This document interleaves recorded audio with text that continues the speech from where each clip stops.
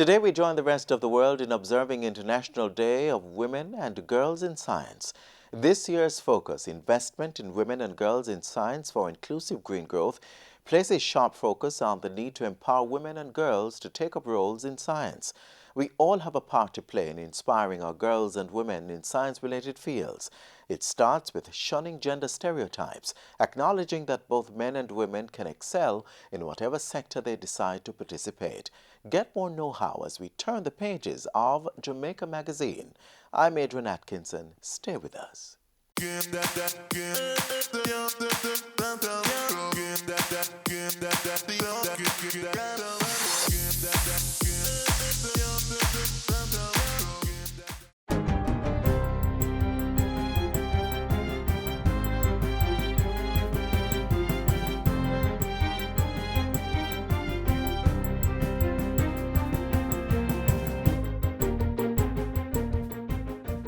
Good day, I'm Stephen McHugh, and this is your JIS News for Monday, February 11.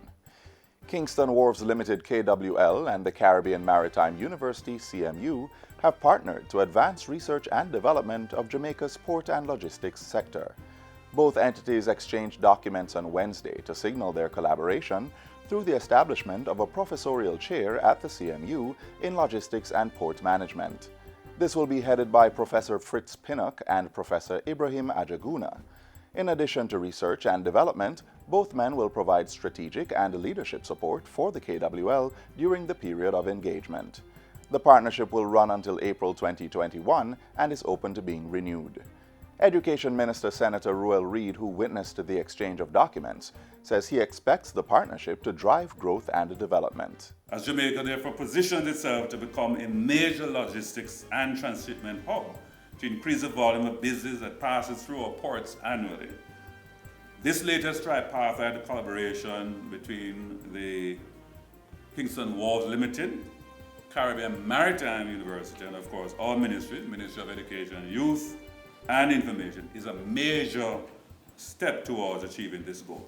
Both CMU and KWL agree that the work to be done will inform how Jamaica builds out its logistics and port sector. As a country, and as a region, we must know more about new developments and emerging trends in order to compete effectively. Great things are happening here. We want to show the best practices, and we're going to put this in the forefront of major, industry, major industry outlets and so on, plus top journals. It's about telling that story. The Ministry of Health on Thursday received medications valued at $150,000 from the government of the Republic of India. These will be distributed through the National Health Fund, NHF, and its network of drug-serve pharmacies. Health Minister Dr. Christopher Tufton says the medications will bolster the existing stock in the fight against non-communicable diseases. The medication received will assist hundreds of persons who access the public health services and who suffer from one or more ailments, including ailments such as cancer, hypertension, and diabetes. The minister says the donation of medications is among other areas of working relations between Jamaica and India. Meanwhile, a memorandum of understanding is being finalized between Jamaica and India to partner in the area of health. The partnership will accommodate the exchange and training of medical doctors, nurses, and other health professionals. It will also facilitate the setting up of healthcare facilities and initiatives for the prevention and control of common non-communicable diseases, NCDs. Foreign Affairs and Foreign Trade Minister Senator Kamina Johnson-Smith says the MOU arose after discussions with India's Minister of Health and Family Welfare. This MOU will allow us to work more closely together to upgrade the quality and scope of human, material, and infrastructural resources in healthcare, medical education, training and research in our two countries. Indian High Commissioner to Jamaica, His Excellency Sevala Naik, says his government hopes to continue more partnerships. As a part of our bilateral relations in cementing further with a small token of gift from India, we felt that it will be useful for the general society in Jamaica, and hope so in continuing this tradition probably will help in other sectors. An additional 18 public bodies are to be merged, reintegrated into parent ministries, or closed by September this year. This is being done under the Public Sector Transformation Program. Among the entities that have been identified are the National Energy Solution Limited, NESOL, and Montego Bay Beach Limited, which will be closed. The Fair Trading Commission is to be merged with the Consumer Affairs Commission, while the function of the National Council on Education will be transferred to the Ministry of Education. Meanwhile, the Legal Aid Council is to be integrated into the Ministry of Justice. Finance and Public Service Minister Dr. Nigel Clark made the announcement during a program update on Thursday. Under the rationalization of public bodies, we are seeking to reduce the number of public bodies through merging entities that are similar in function, closing entities that have outlived their useful lives, divesting entities, and very importantly, integrating entities back into the parent ministry, where it is no longer necessary to have a separate body and set up by statute in law to perform the function. So importantly, the function doesn't go, but the way in which the function is delivered changes. Minister Clark says currently there are 190 public entities, which poses a challenge for audits to be conducted on a timely basis. He says 20 public bodies have been acted on under the Public Sector Transformation Program since 2017. And finally, new applicants for public passenger licenses are now required to have an electronic fleet management system on their vehicles. This is a GPS tracker designed to enhance security in the public transportation system. Existing holders of public passenger licenses will have until April 1 of next year to get the GPS tracker. Transport and Mining Minister Robert Montague made an appeal to existing public passenger license holders. But what we are saying, the prices that they have offered, you get it now. The 1,000 per month, you get it now. If you wait later on, you're going to go up. Minister Montague was speaking at a Transport Stakeholders Conference on Thursday. And that's it for JIS News Today. I'm Stephen McHugh. Thanks for watching.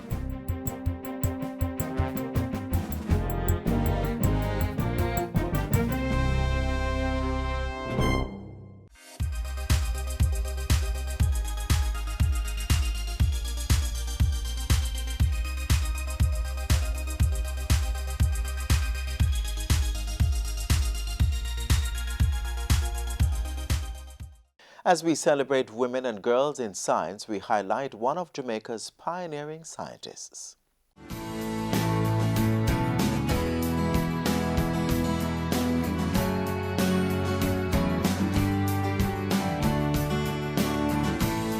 Welcome to the Joyce Spence after this Stay Home experience. It's absolutely amazing, isn't it? It is. I'd like to just take the opportunity to welcome you to this particular discussion.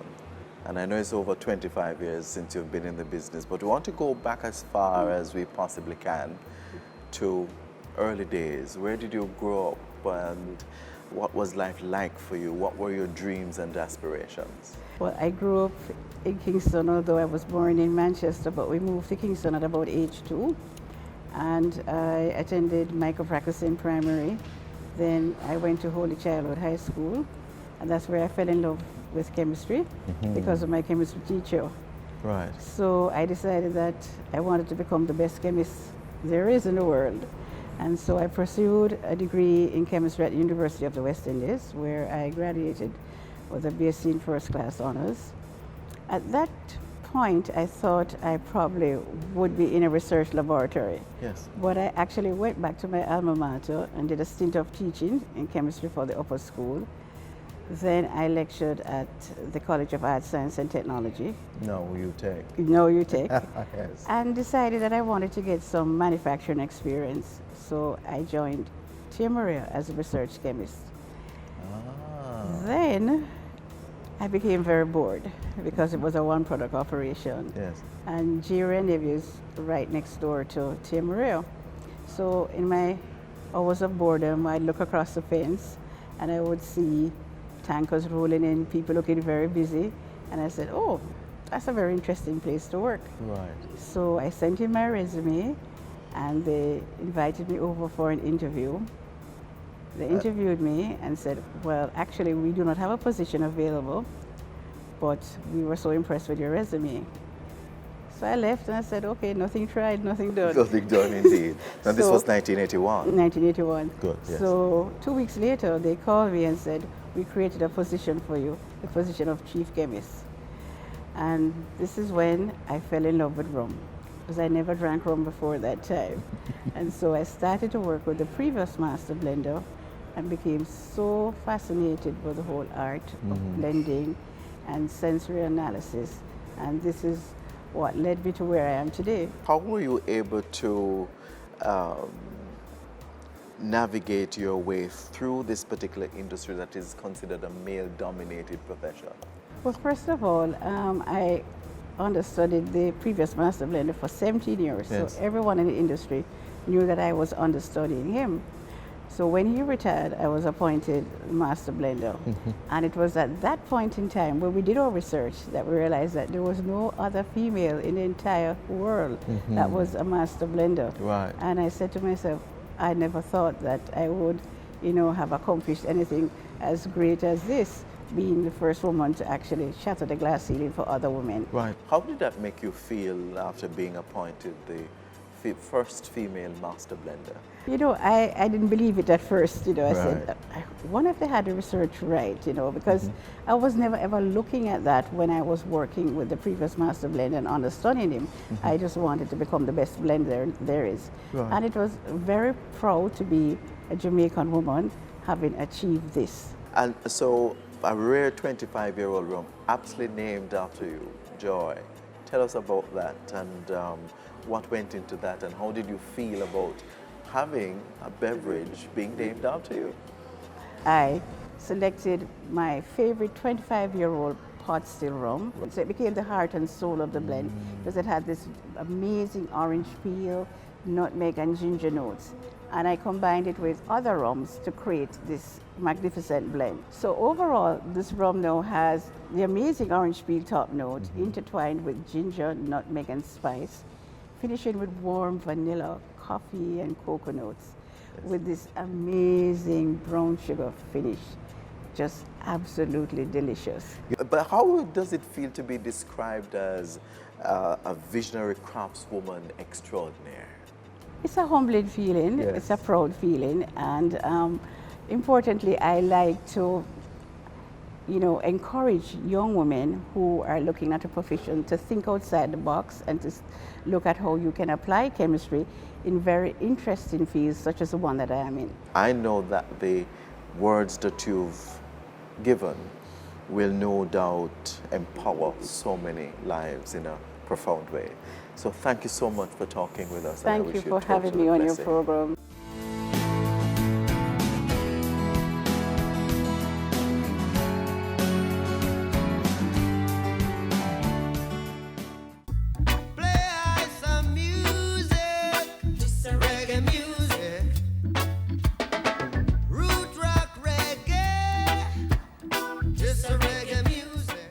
February is the month we use to highlight one of our greatest musical creations, reggae.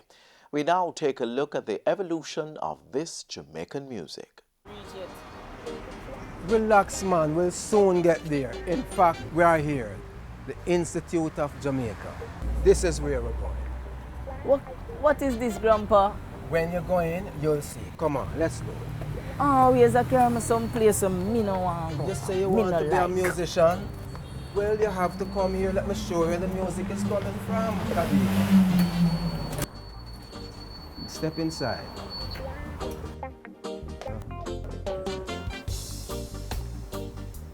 See, this is where I want you to come.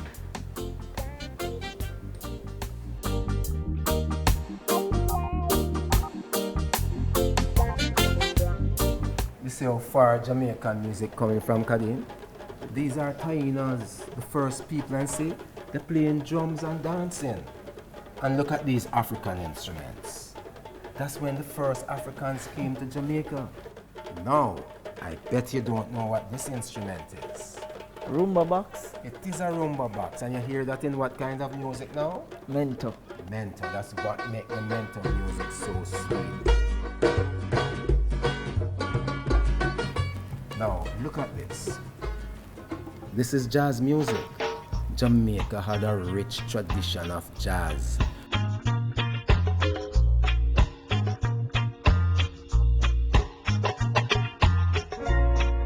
Coming right out of Alpha Boys School, you see it?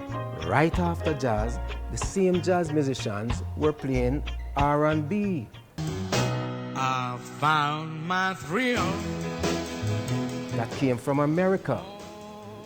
And when the R&B dried up from America, then they started making Jamaican R&B.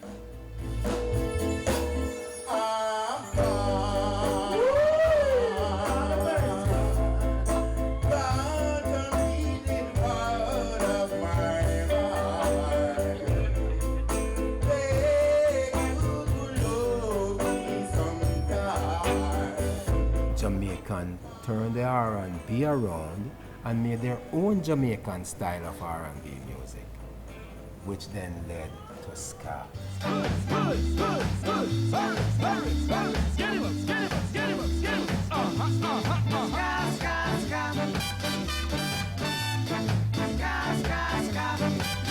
It was the beginning of independence.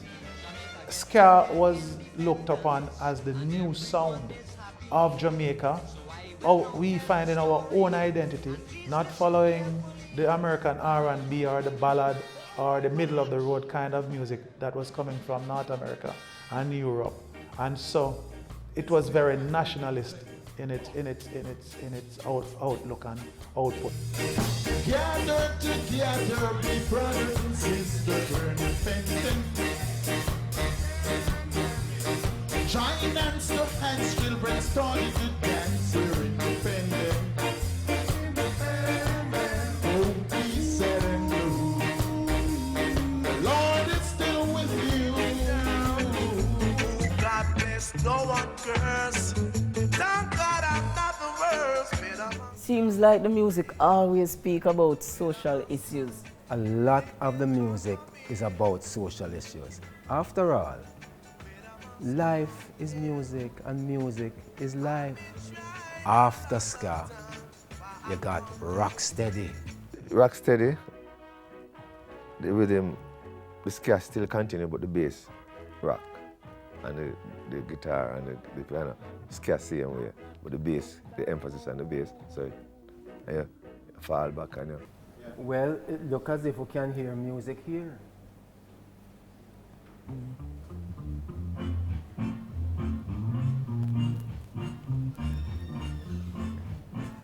I like this, Grandpa. This nice. is Rocksteady. No, you should have seen me and your grandmother in those days. Rocking steady. Yeah, Grandpa. Yes. That's Alton Ellis, you know. Yeah. Great Rocksteady singer. But we turn down the people things here. Next thing, then throw us out of here. And go back to watch this thing. But Grandpa, you've been talking about Jamaican music for how long now? And until now, I haven't heard anything about reggae. Well, we're coming right up to reggae now. Here we are, reggae. Well, first of all, many people say that reggae was born at Sir Coxson's Studio 1 on Brentford Road. Clement Dad brought a piece of machinery to the studio for about a year. It was sitting there. And no one knew exactly what to do with it. And so they hooked it up one day and decided to implement it. And they discovered it was a tape delay. And so they hooked it into the machine and they started doing it into the recording. So when they put the guitar sound through the tape delay, it comes back saying that. The rest of studios hearing this recording out, they thought it was the guitar making that and just copied that, and that was the birth of reggae music. I want to do the reggae, girl, with you. Yeah, come on to me. Here are some of the great artists who came out of that. Bob Marley, Peter Tosh, and Bonnie Livingston, the Wailers, Burning Spear, and so on. Now, reggae was also a way of life. It was the greatest advertisement for Rastafari. I think it's my time to teach you a little bit. What can you teach me? Come right here, sir. Oh, dancehall. I know that's when you were going to get happy. Zungo, zungo, go, zungo, zen. I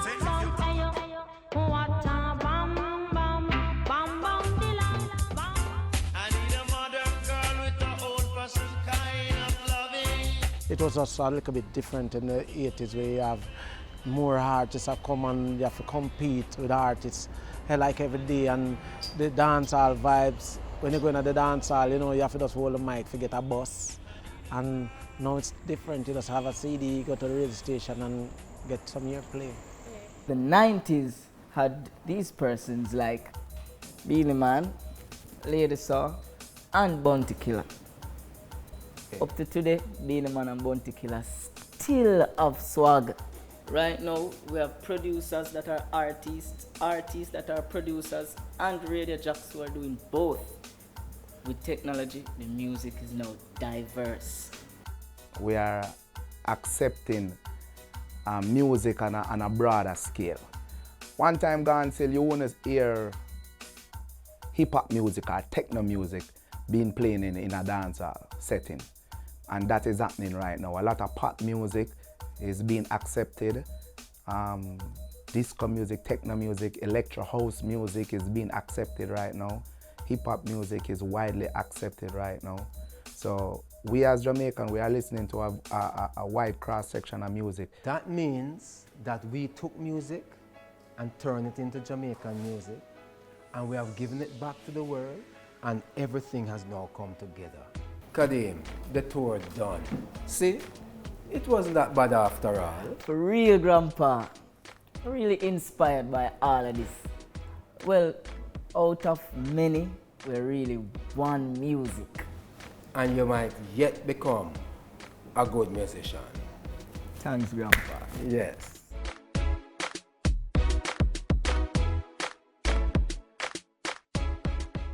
Do you have a loved one, friend, or client who passed away since 1998? The Electoral Office of Jamaica needs your help to update the voters list with information for these persons, government agencies, churches, insurance companies, hospitals, and funeral homes, and you, the public. We want you to provide us with the records to confirm the status of these persons. Call the EOJ at 888-991-VOTE or visit the nearest EOJ office. For more information, visit our website at ecj.com.jm. Heart Month is also observed annually in February. This year, we focus on the link between non-communicable disease, diabetes, and the heart. This next feature is a reminder and an encouragement of the benefits of a healthy lifestyle.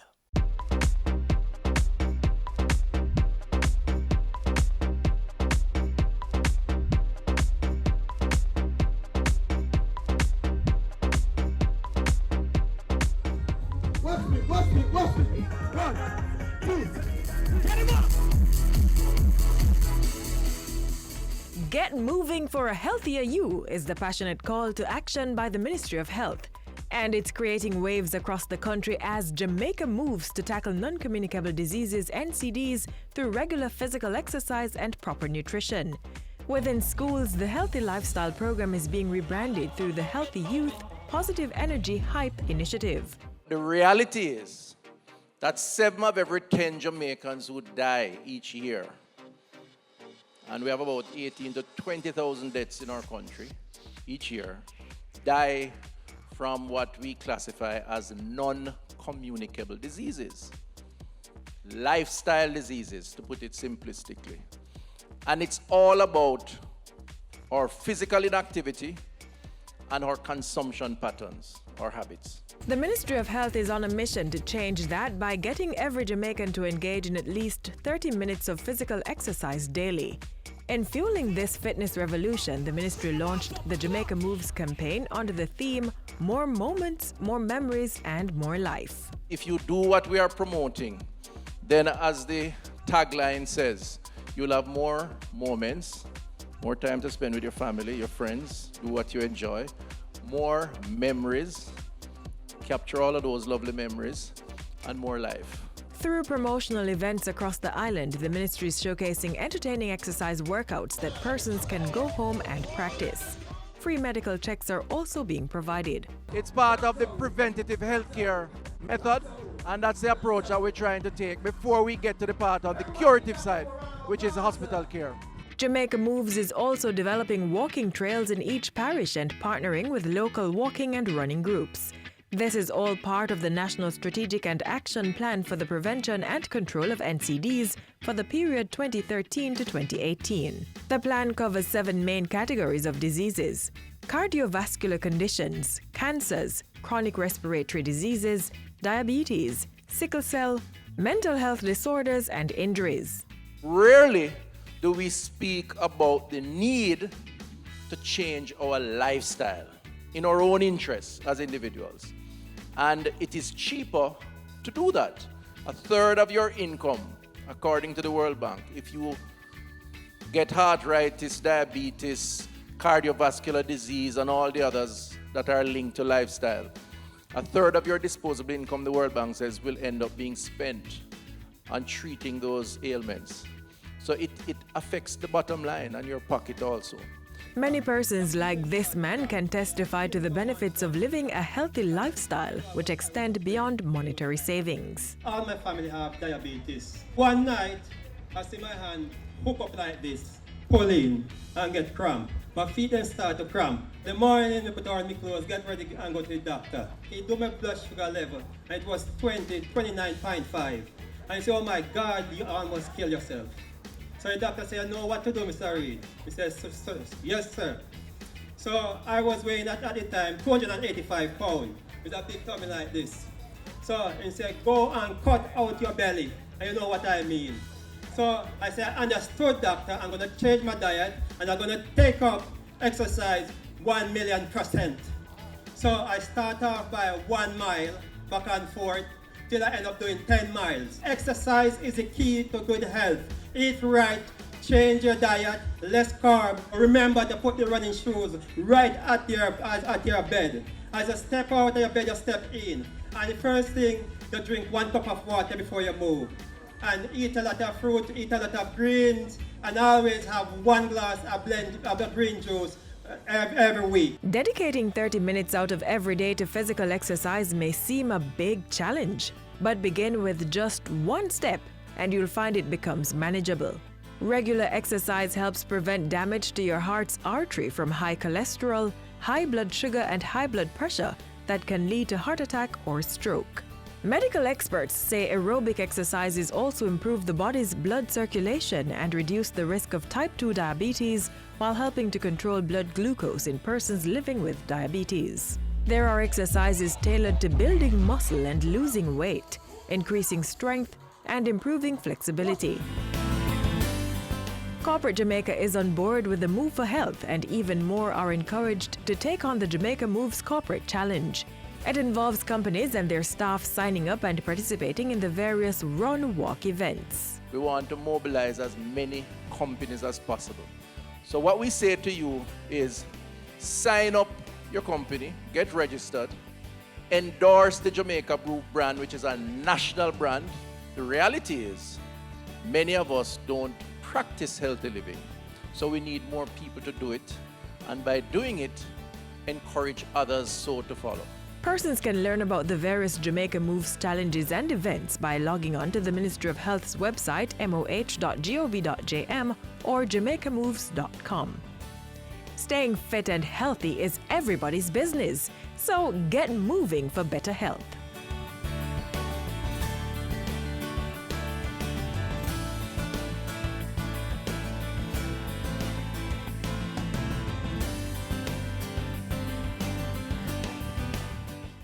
We have come to the end of our show, but certainly not the end of our connection.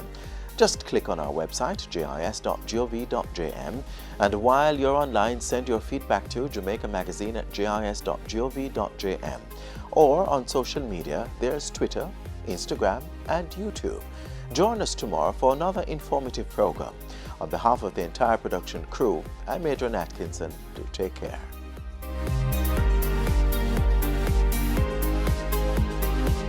This has been a production of the Jamaica Information Service, the voice of Jamaica.